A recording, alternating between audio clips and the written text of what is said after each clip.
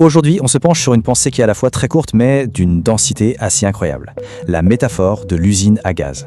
C'est un avertissement vraiment puissant et intemporel sur la fragilité de nos sociétés. Allez, on plonge dedans. Cette phrase, elle est de l'homme politique et intellectuel Maurice Comteau. Et tout de suite, elle pose un décor, des enjeux qui sont juste vertigineux. L'image est saisissante, non ? Une usine à gaz. Imaginez un peu, un lieu où tout est sous pression, complètement saturé d'un potentiel explosif. Mais alors, qu'est-ce que ça représente concrètement, cette fameuse usine à gaz, en termes sociaux, en termes politiques? C'est ce qu'on va décortiquer ensemble maintenant. Alors, ce qui est super intéressant, c'est que ça va bien au-delà de l'idée d'un truc juste compliqué. Non, on ne parle pas seulement d'un système complexe, on parle d'un système qui est rempli, gorgé de potentiel explosif. Et c'est ça qui le rend dangereux par nature, en permanence. Finalement, chaque interaction, chaque décision, tout se passe dans une atmosphère qui est saturée de ce risque. Un risque invisible, mais qui est là, partout. Et là, la comparaison est parlante. D'un côté, on a la société saine, celle qui peut encaisser les chocs, où on a le droit à l'erreur. Et de l'autre, cet environnement tendu à l'extrême, un endroit où les règles sont floues, où la moindre étincelle, le moindre mot de travers, peut littéralement tout faire sauter. Et c'est la peur de cette explosion qui finit par tout paralyser. L'action, la critique, le débat. Bon, si la société est une usine à gaz, une question se pose. Qui serait assez fou pour s'y balader avec une allumette ? Eh bien, le texte en identifie 3 types, 3 profils bien précis. D'abord, il y a les plaisantins. Eux, ils ne prennent juste pas le danger au sérieux. Ils jouent avec le feu pour s'amuser, pour voir. Ensuite, on a les inconscients. C'est peut-être pire. Eux, ils ignorent complètement la volatilité du système. Ils agissent sans jamais mesurer les conséquences de leurs actes.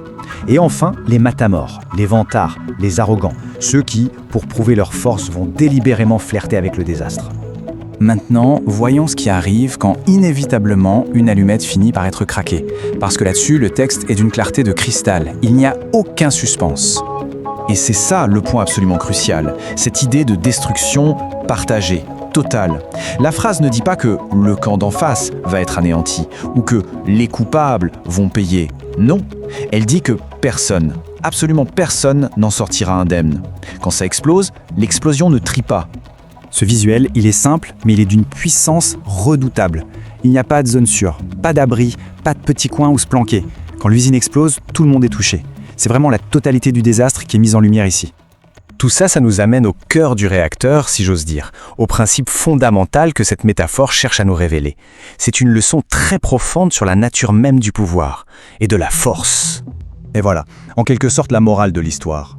Dans un système aussi fragile, la plus grande des démonstrations de force devient en fait un acte suicidaire. La certitude que la violence va se retourner contre celui qui l'utilise, c'est ça, l'ultime garde-fou. La limite à ne jamais franchir. C'est un rappel puissant que la force brute, quand on la pousse à l'extrême, porte en elle les germes de sa propre destruction. Et au final, toute cette analyse nous laisse face à une question vertigineuse. Si chaque action peut être l'allumette qui met le feu aux poudres, comment agir ? Comment est-ce qu'on fait la différence entre une décision qui est nécessaire, courageuse, et un acte complètement imprudent, fatal ? La métaphore de usine à gaz, elle ne donne pas de réponse facile, bien sûr. Mais elle nous force à peser chaque geste, chaque parole, avec une conscience aiguë de leur portée, potentiellement dévastatrice.